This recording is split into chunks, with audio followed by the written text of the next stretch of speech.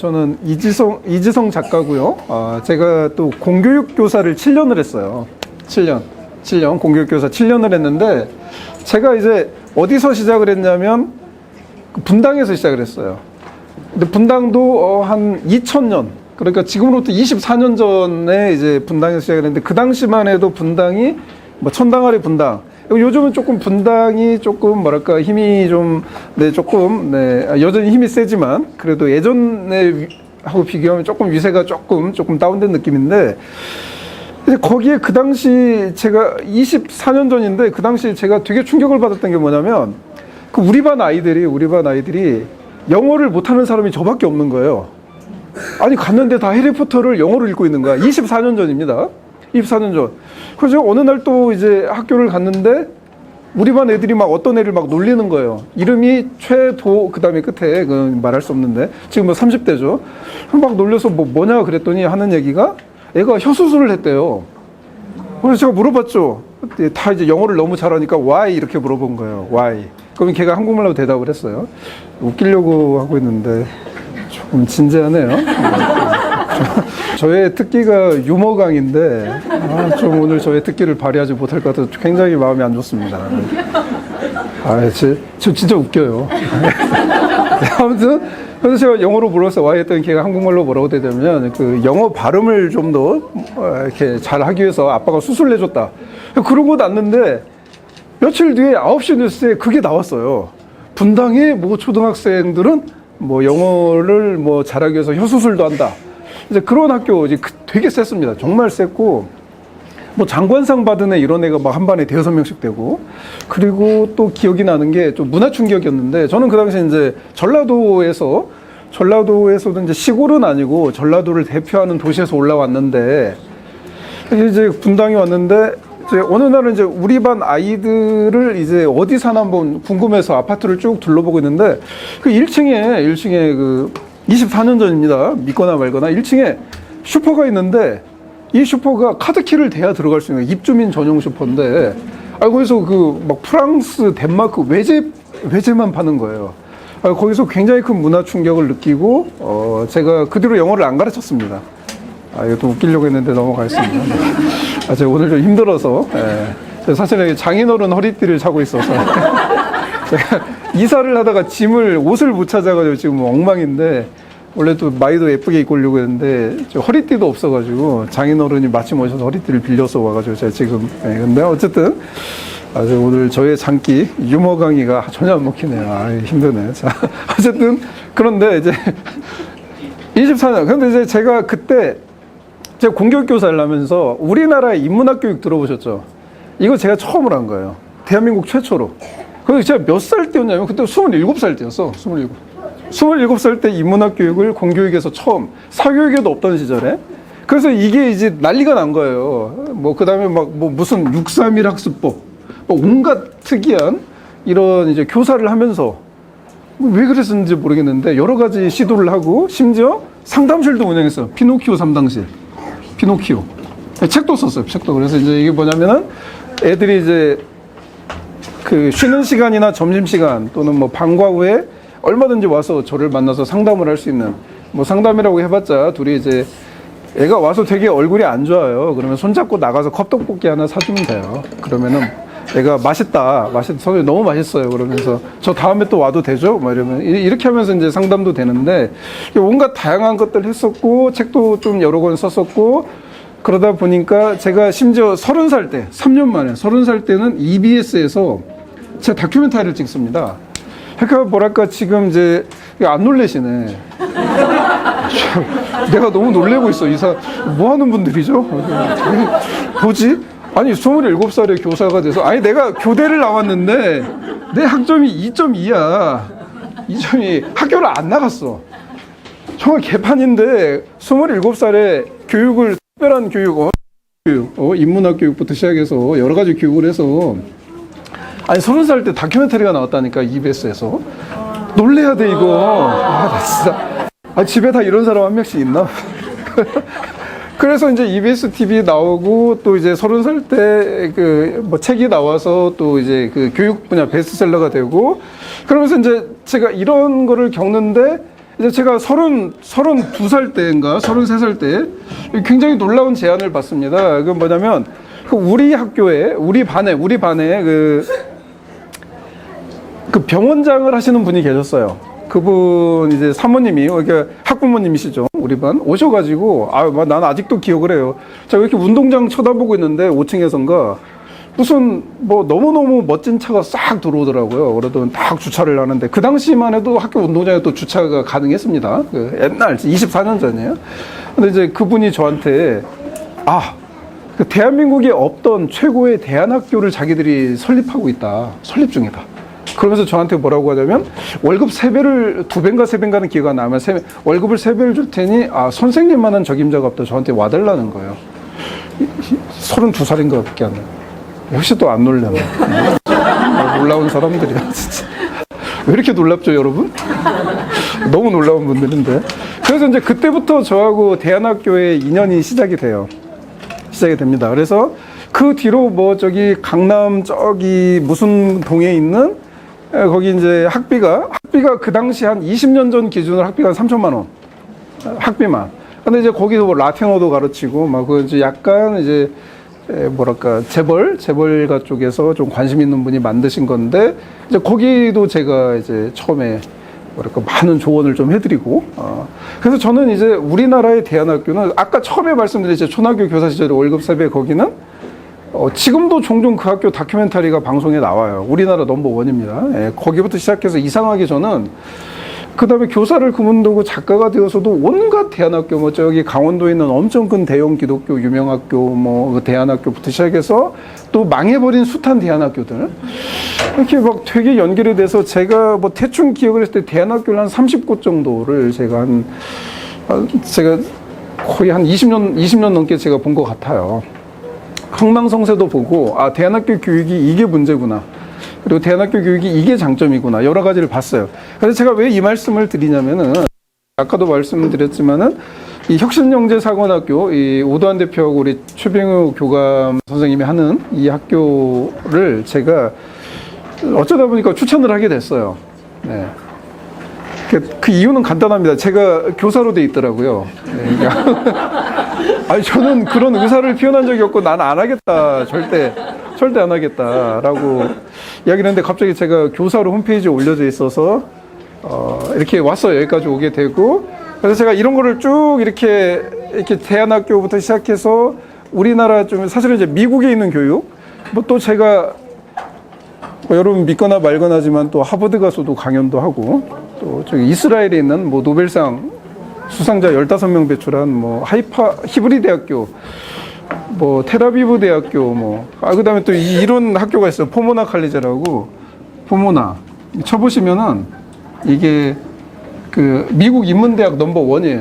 여기 이제 교수님이 저를 또 초청을 하셔서 제가 올해 3월달에도 강의를 했고 뭐 하버드생들은 또 이제 제 강의를 듣고 또 한국에 와서 강의를 들었어요. 서울에 와서. 지금 엄청난 사람이 여기 와 있는 건데 여러분 표정이 뭐 계속 저 인간 감사합니다. 표정이 어쨌든 대충 오늘 말도 타고 승마도 하고 힘든데 좀 왜 이렇게 말이 많아 막 이런 표정인데 사실은 되게 엄청난 사람이 와 있는 겁니다. 이 자리에. 아니 뭐 저기 뭐 대안학교에서 이런 경력을 가진 사람이 와서 강의 안 해요. 못합니다. 어쨌든 그래서 이렇게 제가 그리고 또 최근에는 이제 아까 그 뉴욕 에시바 대학교라고 그 유대인들만 다니는 대학교로 유명한데 뭐 거기하고도 뭐 어떻게 좀 연결이 될 수 있는 뭐 이런 좀 것들이 좀 시작이 되고 있어요. 그래서 제가 이제 자랑인데 그래서 제가 뭐 미국 교육 그것도 미국도 포모나 칼리지라는 특별한 인문대학 교육 여기는 이제 한때 2015년에는 하버드보다 더 이제 최고 미국 대학으로 선정이 된 적도 있고 그다음에 이스라엘 여러분 좋아하시잖아요. 노벨상 뭐 하브르타 교육 뭐 어쩌고 저쩌고 저는 뭐 가서 좀 체험을 조금 해봤는데 뭐 잘 모르겠더라고요. 꼭 이렇게까지 해야 되나 뭐 이런 생각을 했는데 어쨌든 뭐 다양한 교육 그다음에 한국 같은 경우는 공교육 그다음에 이제 대안학교 교육 근데 홈스쿨링은 제가 몰라요. 그래서 좀 국제학교도 조금 여러 군데 알고 있고 이렇게 하고 또 이제 그 뭐 여러 가지가 있는데 그렇게 해서 제가 이제 제가 작가로 활동하고 있지만 어떤 교육에 대한 어떤 역량은 좀 한국에서 제가 그래도 지식이나 경험적인 면에서 아마 제가 깊이까지는 모르겠는데 다양성 면에서는 제가 아마 거의 넘버원급에 속할 겁니다. 넘버원급에 속할 거고. 그래서 뭐 사실은 또 제가 작년에 강남에 엄청 부자분들이 자녀를 보내시는 학교가 있어요. 거기 학교에 이제 4차 산업혁명, AI 시대 그 교육에 대해서 그 이사장님한테 좀 같이 함께 하자라는 제안도 받았는데 이제 또 제가 너무 또 일이 많아져가지고 또 그걸 못하게 됐는데 쭉 이런 흐름이 있어서 제가 지금부터 드리는 말씀 짧게 끝낼 겁니다. 잘 들으셔야 돼요. 잘 들으셔야 돼요. 진짜. 자, 끝나고 뭐 육각수를 팔거나 장판을 팔지는 않으니까 이런 거 좋아하네, 이런 거. 아, 정말 실망이야. 앞에 작가의 고급 유머를 던졌을 때는 반응이 없더니 뭐 육각수 장판 이야기 아니고 옥장판 좋아하시는 거. 자, 지금 이제 시대가 바뀌었어요. 시대가 바뀌었어요, 안 바뀌었어요? 바뀌었어요. 이럴 거야. 나 힘들게 운전 1시간 반 했어요. 자, 이거 끝나고 저기 생선 사준대, 생선. 이거 뭐. 강사로도 없어. 아무것도 없어. 네, 저 봉사활동하러. 자, 시대가 바뀌었어요, 안 바뀌었어요? 바뀌었어요. 아, 가운데 이럴 거야? 1분단, 2분단, 3분단, 4분단, 2, 3, 4분단이 정말 호응이 너무 낮아. 자, 이따가 청소시켜야 돼. 자, 시대가 바뀌었어요, 안 바뀌었어요? 바뀌었어요. 완전히 바뀌었어요. 자, 최근에 제가 지인이 있는데, 저는 잘 모르는데 그분이 이제 판교 쪽에 계신데 우리나라에서 아마 AI 관련해서 대중적으로 알려지지 않았지만 인공지능 관련해서 거의 넘버원급이세요. 근데 넘버원급은 그분은 그렇게 주장하는데 제가 봤을 때 넘버 한 2그룹 정도 됐냐? 2그룹. 근데 어마어마한 분인데 그분이 저한테 최근에 해주신 말씀이 이 작가 끝났대. 이게 우리가 알던 교육이 끝났대요. 완전히 끝났대. 왜 끝났냐고 그랬더니 자기가 최근에 나온 챗 GPT부터 시작해서 모든 거를 다 돌려봤는데 그러니까 인간이 그동안에 우리가 알던 교육, 우리가 알던 공부는 사실상 다 끝나버렸다라는 거야. 이걸 빨리 인정을 해야 된다. 이걸 빨리 깨닫고 정신 차리는 국가, 이걸 빨리 깨닫고 정신 차리는 학교, 이걸 빨리 깨닫고 정신 차리는 가정, 이걸 빨리 깨닫고 정신 차리는 학부모. 뭐 학생들은 또 이렇게 굳이 안 깨달아도 되고요. 네. 깨달으면 더 좋죠. 빨리빨리 정신을 차려야 된대요. 왜 그러냐고 했더니, 아니, 뭐, 챗 GPT가 다 하는데, 원래 챗 GPT가 수학을 못해요. 이게 챗 GPT라는 건 뭐냐면, 뭐, 제너레이션, 뭐, 이런 건데, 있어요. 또 이런 걸 또 웃는 사람들이 있어요. 웃기려고 한 거예요. 알아요. 그래서 영어 알아. 근데 제가 지금 기억이 안 나서. 챗 GPT라는 게 있는데, 챗 GPT가 원래 얘가 이제 대규모 언어 모델이라고 해서 말을 그럴싸하게 하는 거예요. 그러니까 챗 GPT라는 것은 뭐냐면, 얘는 사실 여기 보면은 이제 국제혁신영재학교 교과가 이렇게 있는데, 이게 뭔지 몰라요, 얘는. 전혀 모릅니다. 이게 뭔지를 몰라요. 그런데 애가, 혁신영재학교 교과에 대해서 설명해줘. 그러면 애가, 만약 인터넷에 정보가 올라가 있다면 혁신영재학교는 어떤 학교고 이 교과는 누가 만들었고 이거는 뭐 무슨 코드로 만들었고 짤짤짤 읊어요. 그런데 애가 몰라, 그 내용은. 되게 희한한 애죠. 그러니까 택배 배달꾼하고 비슷한 거예요. 택배 배달꾼, 이거를 우리가 택배로 붙이면 택배를 배달하시는 분이 그 안에 이게 있다는 거 알아요, 몰라요? 모르죠. 근데 배달은 해요, 안 해요? 하죠. 예. 똑같은 거예요. 챗 GPT는 우리에게 지식과 전달하는데 사실 그게 뭔지 몰라요. 그러니까 애는 그냥 인터넷에 있는 걸 짜집기 해서 그럴싸하게 우리한테 들려주는 거예요. 그런데 애가 그러다 보니까 애의 취약점이 뭐냐면 수학을 되게 못해요.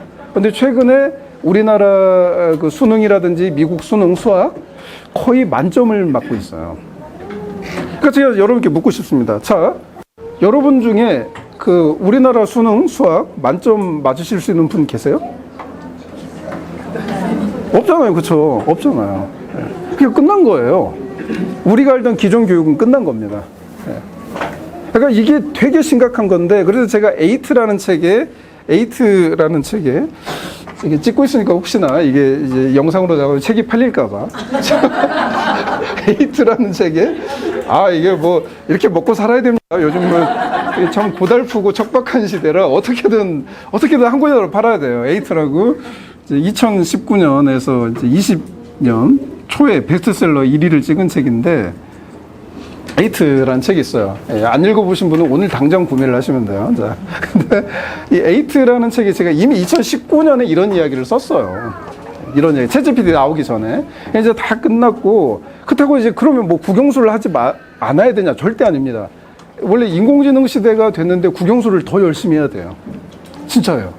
정말 열심히 해야 됩니다. 왜 그러냐면, 국어, 말하기, 읽고 쓰고 말하기 능력, 이거는 인공지능 시대에 있어서 사실 가장 중요한 것 중에 하나예요. 우리가 협업을 해야 되니까, 인간끼리 협업. 창의적인 것들도 우리가 책을 많이 읽어야 되고, 문해력을 가져야 되고요. 그러니까 영어를 왜 잘해야 돼요?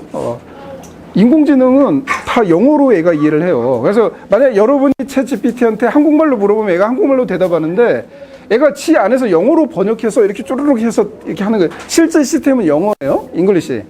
그렇기 때문에 영어. 그 다음에 수학은 뭐예요? 수학은 인공지능의 뭐 예를 들면 여러분이 정말 좋아하는 수학 과목 있잖아요. 벡터, 확률, 행렬 뭐 이런 애들. 이런 애들, 이게 바로 인공지능의 두뇌를 만드는, 인공지능 프로그램 만드는 거예요. 그래서 원래 국영수는 더 잘해야 되는데 대신 다르게 잘해야 돼요. 다르게. 무슨 말인지 아시겠죠? 어떻게 잘해야 된다? 디퍼런트, 다르게. 오케이? 네. 이런 거 좋아해요. 다른 방법으로 이제 가야 돼. 그럼 다른 방법이 뭐냐면은 그거예요. 예전 같은 경우는 우리가 막 이제 문제 풀고 어쩌고저쩌고 막 이랬단 말이에요. 그렇죠. 그런데 옛날에 국영수를 열심히 했던 목적이 뭐죠? 좋은 대학을 가기 위해서잖아요. 그렇죠. 그럼 이제 좋은 대학을 나오면 요즘 뭐 좋은 게 있습니까? 집에다 걸어놓고 이제 자랑할 수 있잖아요. 그렇죠. 그거 외에 그렇게까지 큰 효용은 없어요.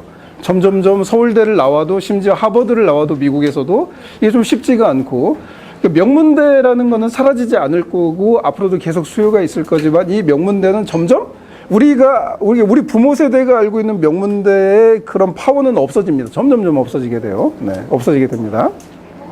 자, 그럼 이제 교육의 목적이 바뀌어야겠죠. 인공지능 시대니까 다 달라졌잖아요. 근데 국영수는 해야 돼. 다 달라졌잖아요. 국영수를 비롯해서 모든 과목을 해야죠. 달라졌죠. 어떻게 달라져야 될까요? 자, 아까도 말씀드렸지만 수능이라든지 미국 뭐 수능 이런 거 수능이 챗GPT가 다 만점 맞습니다. 그런 시대예요. 그렇죠. 그러니까 여러분이 이제 본질을 찾아야 돼요. 본질을. 대학을 들어가는 게 중요한 게 아니에요. 대학을 가지 말입니다. 더 중요한 게 뭘까요? 어떤 사람이 될 것인가?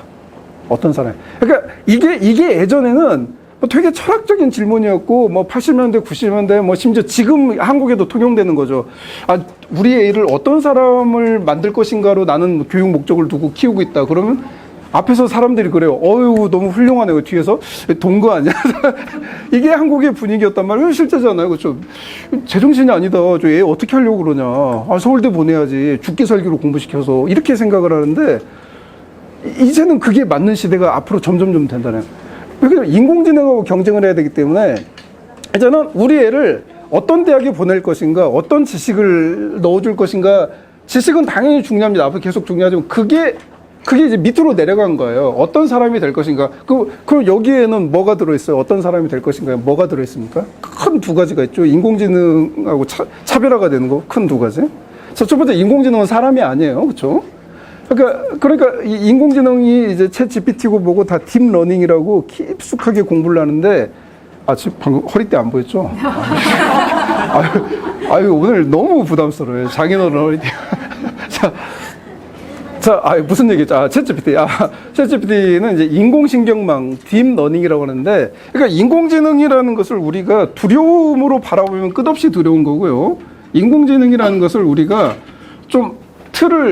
인공지능이라는 이 두려움의 틀을 탈피를 하면은 되게 쉬워요. 왜냐면 인공지능은 그 자체가 뭐냐면 인간을 흉내낸 거야. 인간의 두뇌. 그러니까 결국 내가 가장 인간적인 존재가 되면은 인공지능에게 대체가 되지 않는 거예요. 인공지능을 걱정할 필요가 없고 오히려 인공지능을 내가 비소로 부릴 수 있는 사람이 되겠죠. 그래서 크게 두 가지. 어떤 사람이 될 것인가. 이것은 바로 그 자체, 우리 아이를 어떤 사람으로 키울 것인가, 이 질문 자체, 이 목적 자체에서 인공지능과 차별화되는, 인공지능에게 대체되는, 인공지능 밑으로 들어가는 이 잘못된 교육에서 일단 벗어나는 게 되는 거죠. 어떤 사람이 될까요? 그럼 이제 어떤 사람을 키워야 돼요? 또 한번 생각해. 어떤 사람, 도대체 어떤 사람이야? 아니, 어떤 사람으로 키울 것인가가 중요한데, 뭐 어떤 사람으로 키울 거예요? 아무 일도 안 하는 사람? 집에서 엄마가 뭐 나이 30이 되어도 집에서 엄마가 주는 용돈으로 살아가는 사람, 그건 아닐 거 아니야. 어떤 사람을 키워야 되니까. 창조적인 사람을 키워. 창조. 다 알면서 그래. 겸손한 거죠. 겸손한 척한 거. 창조적인, 창의적인 사람을 키워. 그럼 창의적인 사람이란 뭐예요? 창의적인 사람은 뭐야? 예, 창의적인 거는 없는 걸 만들어내는 거예요. 그리고 이제 가장 첫 번째, 창의적이다, 창조적이라는 건 없는 걸 만들어내는 사람. 예, 대표적으로 누가 있을까요? 인류 역사를 놓고 보면 누가 있어요? 뭐 우리 뭐 있어요. 뭐 되게 유명한 사람들, 막 발명하고 막 이런 사람들, 이런 사람들이 있고, 그 다음에 또 뭐가 있을까요? 창의적이고 창조적인 사람? 근데 뭔가 없는 거를 발명하는 것보다 이 뒤에 있는 창의성을 가진 사람들이 진짜 돈을 많이 벌고 진짜 훌륭하게, 정말 대단하게 돼요. 진짜. 대표적으로 스티브 잡스, 아이폰. 이미 있던 걸 조합해서 새로운 걸 만들어내. 되게 쉽죠? 내가 없는 걸 굳이 만들어낼 필요가 없어요. 이미 있는 걸 연결해서 만들면 돼. 이걸 이제 어려운 말로 융합적 인재 어쩌고저쩌고 그러는데, 이게 제가 봤을 때, 근데 제가 처음에도 말씀드린 이 혁신영재사관학교에 대해서 저는 잘 몰랐고, 지금도 잘 모르겠어요. 내가 여기 왜 왔는지 모르겠는데, 갑자기 오도환 대표라는 분이 저를 비상임 교사로 해서, 이렇게 해서 이제 제가 또 저의 교육적 이 어마어마한 이 저의 경력을 통해서 좀 들여다봤죠. 그래서 결국 이제 그 창의적인 인재를 키우는 게 굉장히 중요한데, 그러면은 자, 그럼 보세요. 자, 교육이라는 건 뭘까요? 교육이 뭐예요? 침묵은 금인가요?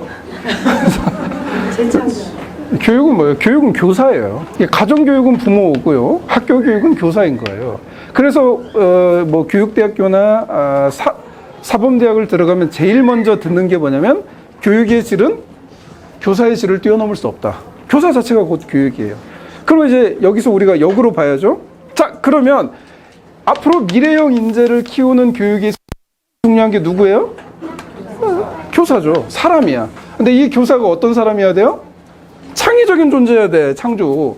없는 걸 만들어내거나 이미 있는 걸 조합하는, 그거를 끝없이 반복하는 인생을 살아가는 사람인데, 자, 제가 진지하게 묻겠습니다. 우리나라 사교육에 그런 교사가 있을까요? 없어요. 그런 교사가 있다면 사교육을 못합니다. 대치동 가보세요. 그런 분 한 분도 없어요. 무조건 달달달 외워라. 챗 GPT한테 물어보면 이제 다 끝나는 거, 그거 가르쳐주고 있어요. 자, 공교육은 있을까요? 뭐 계실 수도 있다고 봅니다. 사교육에도 계실 수 있는데, 제가 모를 수 있는데, 제가 알기로는 없어요. 공교육 시스템 자체가 창조적인 건 없어요. 네. 자, 그러면은 다른 대안학교나 홈스쿨링이나 뭐 이런 데는 있을까요? 없어요. 그러면 여러분, 국제학교에는 있을까요? 있을 수도 있는데 없을 수도 있어요. 왜 그럴까요? 왜 그럴까요? 그 심플합니다. 교사라는 직업 자체가, 저도 교사를 했고, 교사는 너무너무 위대한 직업입니다만, AI 시대를 놓고 봤을 때, 이건 선생님들도 다 인정을 하는 바고, 한국의 교육청이나 이런 데서도 굉장히 여기에 대해서 많은 이제 그 연구와 준비를 하고 있습니다. 자, 교사는 기본적으로 시스템 안에 있는 사람입니까? 시스템을 바꾸는 사람입니까? 안에 있는 사람이죠. 그러니까 기본적으로 교사가, 정말 안타깝지만 대부분의 교사가 시스템 안에 계시기 때문에, 시스템 안에 있다는 것은 창의적이 되기가 어렵다는 거예요. 창조라는 것은 시스템을 벗어나야 돼요. 무슨 말인지 아시겠죠? 그러니까 없던 걸 만들어내는 사람은 시스템을 박살내는 사람이고요. 조합하는 사람은 최소한 시스템에서 벗어나 있는 사람인데, 안타깝게도 교사라는 이 직업, 그리고 학교라는 조직은 다 시스템 안에 들어가 있어요. 시스템 안에서 시스템이 요구하는 최고의 결과를 낼수록 좋은 교사라는. 그러니까 이게 정말 한계인 거죠. 그러니까 이게 AI 시대에는 이게 맞아요. 이게 맞고 이렇게 하는 게 맞아요. 그런데 AI 시대는 달라졌다라는 거죠. 완전히 달라졌어요. 지금도 이게 이제 한국뿐만 아니라 전 세계 이제 교육부라든지 이런 데서 심각하게 지금 고민하고 있는 내용이죠. 자, 그러면 이제 이 혁신영재사관학교, 제가 대안학교를 아까 한 30년 아니고 어마어마하게 많이 해봤다고 했죠. 30개 넘게 해봤다는 게 아니라 이제 이렇게 연결이 돼서. 근데 제가 대안학교를 잘 아는데, 제가 이거 하나는 말씀드릴 수 있습니다. 그 대안학교의 지금 이제 시작이죠. 형제 역사 시작. 제가 뭐 이제 시작만 보고 있는 겁니다. 그 준비 과정을 봤죠. 이 준비와 시작을 놓고 봤을 때 여기 혁신영재사관학교는 저는 이제 탑 클래스라고 봅니다. 이거는 뭐 제가 물론 이제 앞으로 이제 시작이죠. 앞으로는 봐야 되는데 하여튼 준비.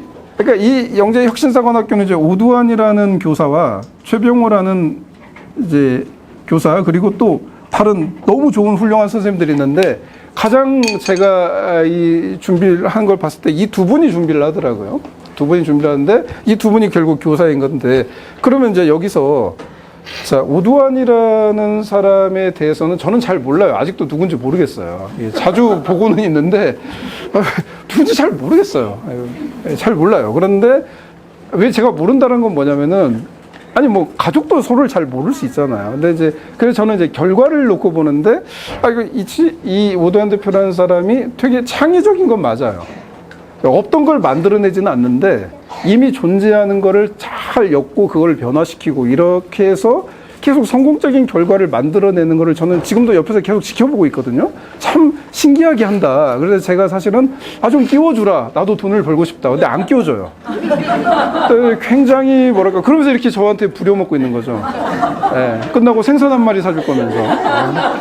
이것도 참 창의적이야. 이걸 아껴서 학교에 투자하겠다라는 그런 창의적인 걸로 그래서 이제 오두환 대표의 창의성이라는 것은 저는 이제 검증받은 창의성이라고 봐요. 네, 그래서 영재혁신사관학교의 아이들이 오두환 대표라는 사람을 그러니까 지금 여러분들이 대안학교 교장 선생님이나 설립자를 봤을 때 저런 사람은 없어요. 그래서 제가 자신 있게 이게 거의 탑 클래스다라고 저는 이제 넘버 원이라고 봅니다. 대안학교는 그렇게 말씀을 드리는 거고, 두 번째, 우리가 이제 창의적이라는 게 비즈니스가 있어. 일이 있고 그 다음에 창의적인 게 또 뭐가 있을까요? 정말 중요한 AI 시대. 정말 중요한 창의성. AI는 죽었다 깨나도 AI가 인간을 뛰어넘는 AI가 나와도 얘는 이걸 할 수가 없어요. 그거는 인간 사이의 창의력인 거죠. 인간 관계에 대한 창의력인 거죠. 이걸 굉장히 중요합니다. 그래서 지금 애플 사옥이라든지 실리콘밸리에 있는 이런 AI 회사들이 AI 혁신을 하잖아요. 여기 특징이 뭐죠? 특징이? 아니, 그 공간이 다 터 있어요.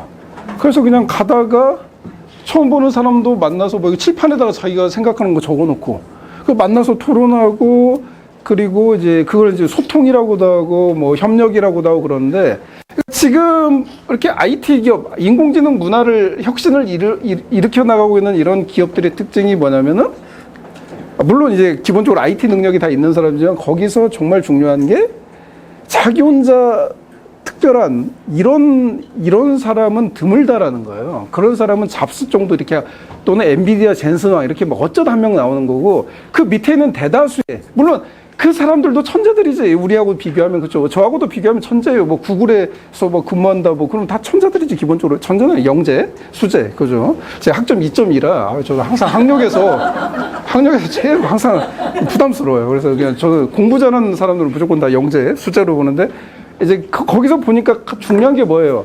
자, 각각이 다 창의적인 아이디어는 있는데 그걸 개인의 아이디어로 가지고서는 어떤 일을 할 수가 없는, 새로운 비즈니스를 창출하거나 새로운 혁신을 일으킬 수 없는 거예요. 예. 근데 어떻게 해요? 이 사람들 다 모아서 함께 토론하게 하고 함께 친하게 하고 이게 대화를 잘해서 뭔가 이렇게 서로 굉장히 인간적으로 아름다운 분위기를 만들어가면 그 안에서 저절로 혁신이 빵빵 터지더라는 거죠. 그래서 실리콘밸리 같은 경우는 이제 그런 인간 조직 문화가 다 그렇게 형성이 됐어요. 한국은 상상도 못합니다. 그래서 대표적으로 페이스북 메타 거기 보면 마크 주커버그가 그 일반 직원들하고 똑같은 책상 쓰고 있거든요. 예. 똑같아요. 뭐 회장실 이런 거 없어요. 인터넷에 다 나와 있어요. 그냥 여기는 이 책상만 해. 여기서 일반 직원들 사이에 껴서 하고 있어요. 그래도 아무런 문제가 되지 않아요. 오히려 그러니까 너무 평범한 거야. 그게 다 그러거든요. 그래서 이제 그러면 이제 결국 이 학교라는 것도 중요한 거는 이제 뭐 선생님들 사이에서도 인간관계가 발생, 어떻게 학생들 간에 학부모님들. 근데 이제 제가 봤을 때 우리 최병호 교감 선생님은 이쪽 그래서 굉장히 좀 상당히 좀 뛰어난 능력이 있으신 것 같아요. 왜 그러냐면은 제가 성격이 굉장히 안 좋은데 제가 늘 이렇게 진다기보다 늘 끌려다니거든요. 어느 순간 보면은 뭔가 사실은 지금 여기 와서 이렇게 되는 것도 오두환 대표가 와달라고 했으면 안 왔을 것 같은데 최병호 부감이 이렇게 막 이상하게 사람을 이렇게 인도를 해요. 그래서 병호 때문에 가야겠다 이렇게 오고, 제가 경험을 한 걸 저는 이야기하는 겁니다. 그리고 이제 기존의 대안학교에서도 아이들을 굉장히 이제 아름답게 잘 이렇게 이끌어가는 거를 제가 또 여러 경로를 통해서 정보를 입수했기 때문에 그래서 이제 완벽하다고 할 수는 없겠지만, 그래서 제가 봤을 때 대안학교에서는 이상 가는 선생님들은 찾아보기 어렵다. 그래서 시작하는 준비 과정도 제가 받고 시작하는 단계에서는 최고다라고 저는 감히, 제가 이거 얘기한다고 해봤자 생선 한 마리 먹는 건데, 제가 여기서 내가 뭐하러 제가 여기서 칭찬을 하겠어요. 칭찬할 이유가 없습니다. 칭찬할 이유가 없는데, 저는 여러분이 아시잖아요. 제 유튜브 하는 거니까 다 좀 객관적이고 냉정한 거를 굉장히 선호하는 스타일이기 때문에, 그냥 제가 여태까지 본 객관적인 거, 그 다음에 그거를 제 개인적으로 본 거, 시대의 흐름, 이런 것들을 쭉 놓고 봤을 때 굉장히 여기서 그래도 굉장히 좋은 교육이 펼쳐지지 않을까, 저는 충분히 이게 가능하다고 보고 그랬습니다. 자, 이렇게 열심히 했으니까 생선을 좀 더 비싼 걸 사주지 않을까 기대가 되는데, 여기서 인사드리겠습니다.